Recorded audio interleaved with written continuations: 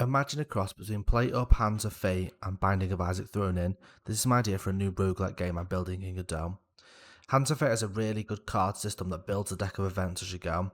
In Plate Up, it does something similar, but you choose the card, building the deck that kills you.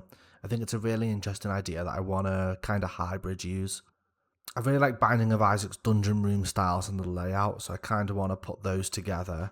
And I want to have ranged and melee combat with some kind of magic options to get a combat triangle if possible.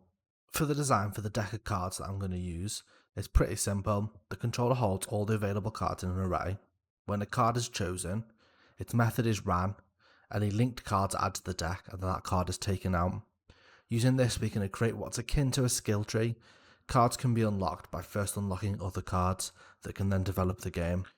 The way this works is using Godot's resource system. First, each room and enemy has its own resource to dictate the relevant information to it that it needs.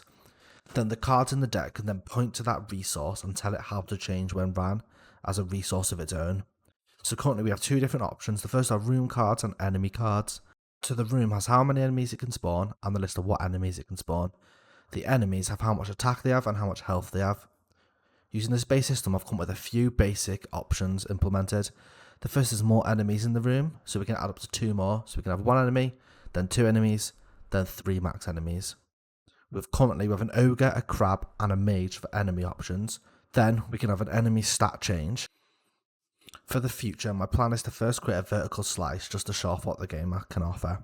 So that will be adding 1 or 2, maybe 3 more enemies with different movements or attack types, or maybe different vulnerabilities. Just something that we can play around with that's a little bit more than just different types of hitboxes. I'd want to put in a basic shop system that the player can buy health pots from, and maybe some other bits. We'd look at maybe a potentially for an inventory down the line, and then some kind of RNG event that the player can activate and interact with, similar to what Hands of Fate does.